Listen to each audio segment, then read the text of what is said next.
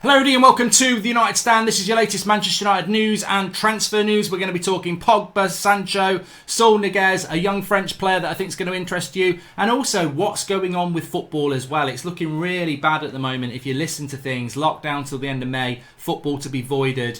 I mean, look, we'll talk about that in a minute, but I'm in red. Garbage in red is dancing with you.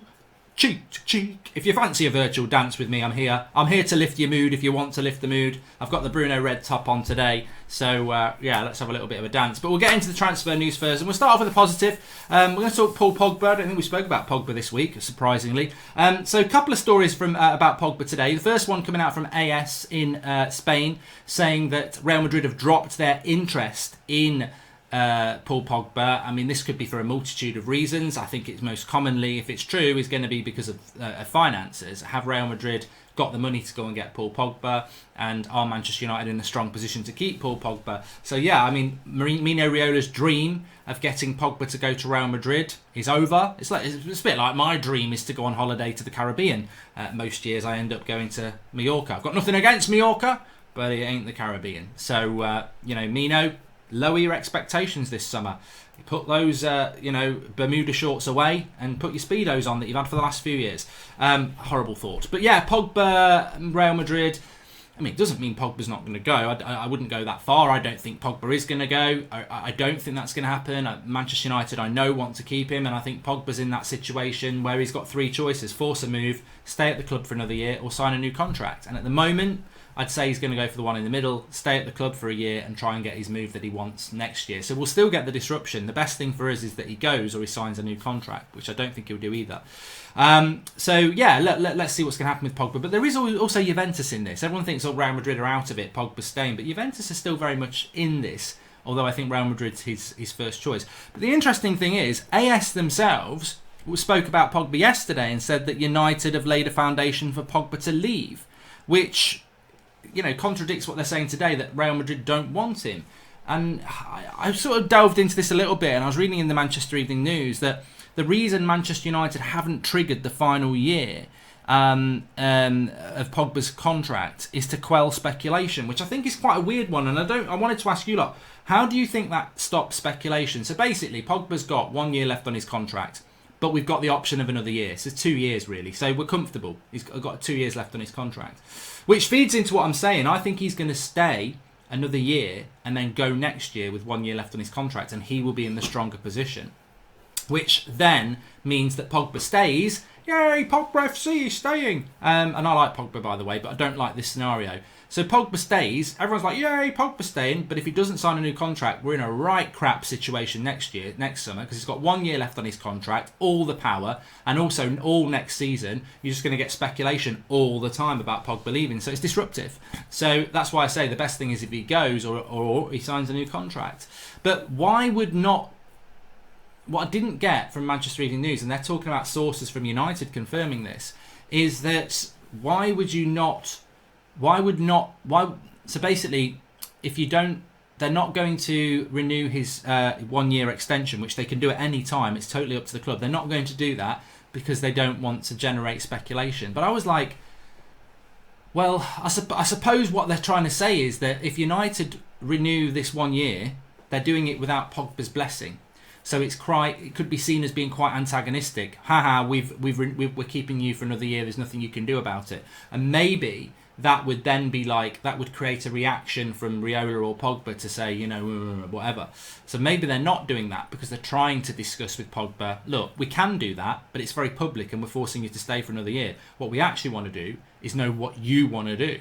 And if you want to sign a new contract, there's no reason for us to extend for another year because we'll get you on the new contract. So I think that's what's going there. So maybe there's hope of a new contract. But, much like the situation with Sancho, Manchester United and Paul Pogba is quite similar.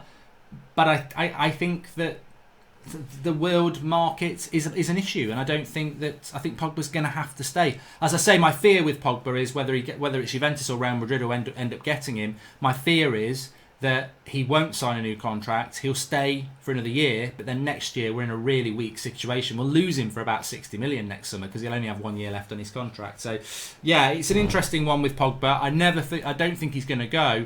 It's just the problem of Pogba next season if we don't get him to sign a new contract. we'll see what happens. A little bit of an update on Jadon Sancho. This is coming from Duncan Castles. Some of you will know who Duncan Castles is. He does a weekly transfer podcast. Tends to jump early on transfers. He did it with Wan-Bissaka. He got the fee wrong, but he said the deal was done. He did it with Harry Maguire. I think he got the fee wrong again, but he said it was done before everybody else. He likes to jump early on transfers. It's his forte. And I wouldn't say he's unreliable. You know, he's reasonably reliable. So what's he said about Sancho? Because he could jump early and say it's definitely going to happen. That's not what he said at all. He's come out and said that before the lockdown, Chelsea and Liverpool were definitely interested, but Manchester United were in the box seat because Chelsea and Liverpool were like, it's a bit too much money to pay £100 million, which if you go figure means that now United are going to be even more in the box seat because Chelsea and Liverpool and everybody are going to have money problems.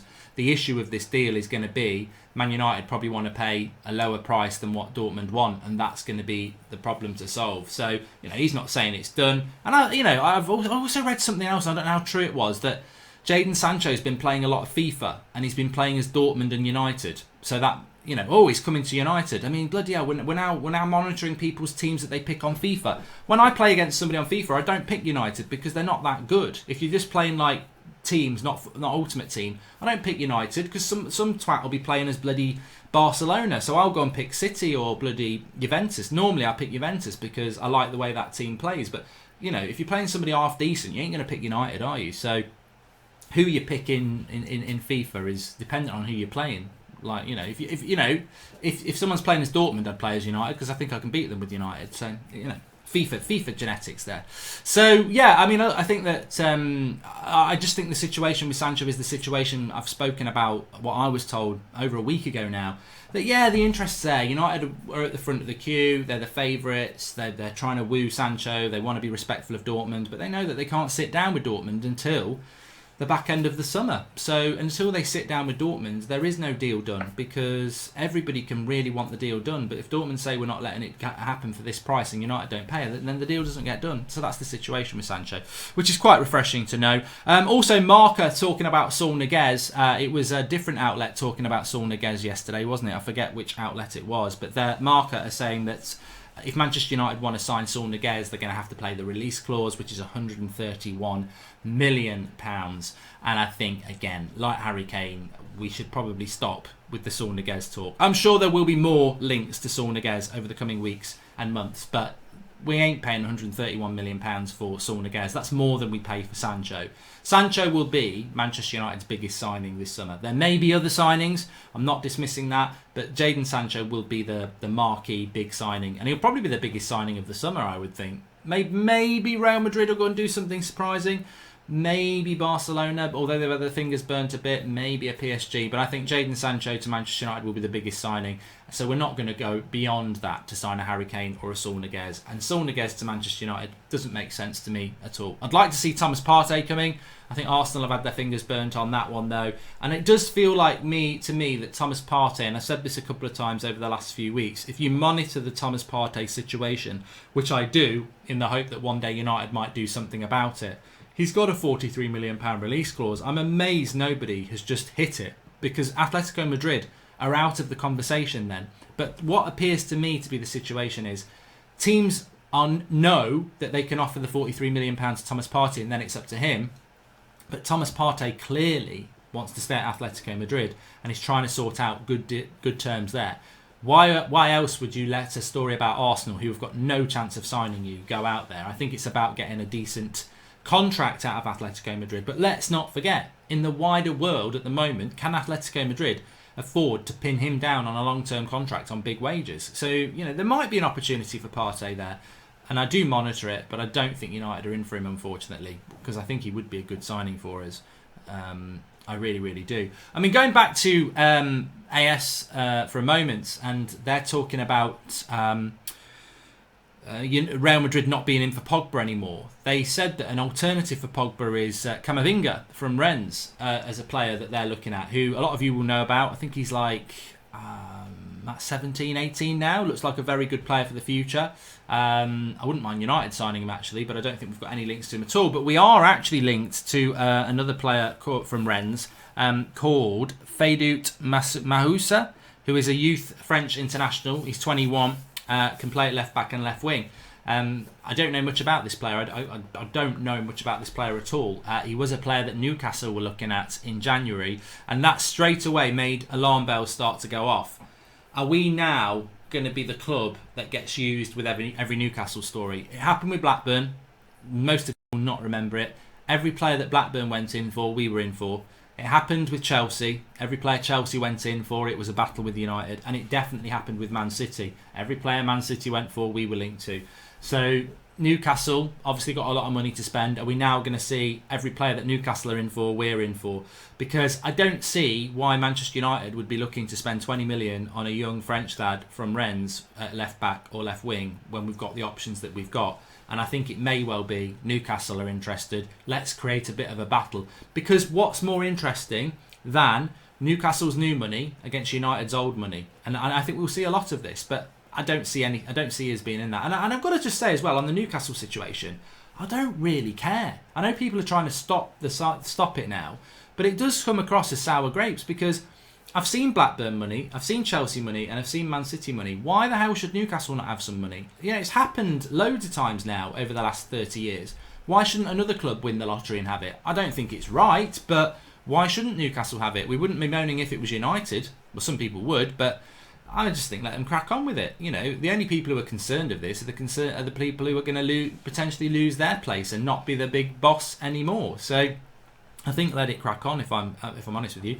If you want to get your Bruno t-shirts, by the way, I had the black one yesterday. I've got the red one on today. Links in the video description. Few colours there. Lovely t-shirt. Weather's starting to get nice, and you can get that in the video description. It is a very nice t-shirt. I wear it a lot. The quality of the t-shirt is very good. I think some of the t-shirts you get from certain places are a bit crap, but these are good quality t-shirts with a good print. You can wash them a lot of times and they're fine.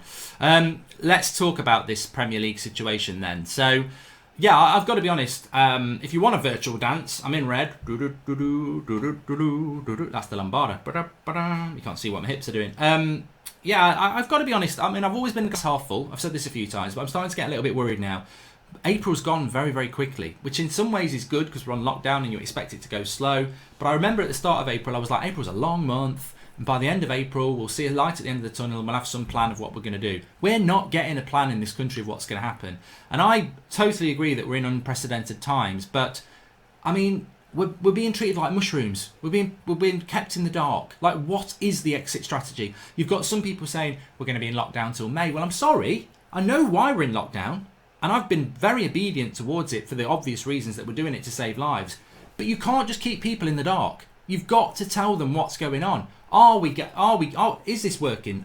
Is there an end sight? Are we going to be in this for bloody months? Like, they know all this stuff. Stop treating us like bloody idiots. There's intelligent people. I would say most intelligent people don't go into politics because it's a knobhead scenario, isn't it, really? It's like, you've just got to be a serial liar and talk shit to people. So most intelligent people aren't into politics and aren't MPs. So start telling people what's going on because we can definitely deal with it. And I don't like uncertainty. I don't like uncertainty. And when you bring it to football, if we're not getting into a scenario where we're not, we're on lockdown till the end of May, we may as well start thinking about voiding the season because by the time teams get back and they train, they're not going to be ready to play till July. There's 9 games to be done. You're wandering into September there, and then it's just getting stupid. So we are now very much in a situation of uncertainty, and people are starting to get a bit fed up with it. I think they're like, what is going to happen? Can we just have some truth? Then you got Germany, who've done it very well. They've done loads of testing. They're talking about getting their football back in May. And you think, we're the UK. Like, we're not a third world country. Why are we so far behind Germany? And yeah, Germany started testing before us, but why have we not? Why are we struggling so bad to communicate or have an exit strategy? So I don't know what's going to happen with football at the moment, and I am still glass half full that we can find a way through this and get back to some sort of entertainment industry, some sort of sanity, because it's dry. I think it is starting to just tire people out. I speak to a lot of people and they just say, I'm tired, I'm mentally tired with this. And there's nothing wrong with being like that. We know why we're doing it and we're all doing a great job and the NHS are fantastic, but there's no but actually. The but is, what's the plan for this country? What are you doing? Have you screwed it up and you're going to have to keep us on lockdown till Christmas because you've screwed up? Or are we looking at something in the next few weeks where we can start to feel a little bit more positive about things? I don't know. What I would say is that if you are going to put Arsenal in the Champions League, they are a club that have not been in the Champions League for a long time, and we were in it last year. They're a mid-table club, and it's, as I said, this is football, not the postcode lottery. Like, you shouldn't just be thinking we're going to do a coefficient thing and put Arsenal into the Champions League with you. We'll be there, but I think we'll get there anyway. So, yeah, it's a weird situation, but I think we'll get some news over the coming days, hopefully, because we as a country, and I don't know what it's like where you are, but we are mushrooms. We're kept in the dark. We don't know what's going on. The vast majority of us are doing the lockdown. We're doing it properly. We're not integrating. I've not seen any family or friends for 5 weeks now, and it is hard. Mentally, it's hard, and physically, it's hard as well. It's very hard to get good exercise when you're living at home. You'll get one walk a day, and it's difficult. It's difficult. Look, I don't want to. I don't know. It's the world's smallest violin. There. I'm not saying that. What I'm saying is, I think we're getting to the point now where 5 weeks in, we need to think. Well, we could be halfway. Are we halfway through this? In 5 weeks' time, are we going to see some difference, or are we not?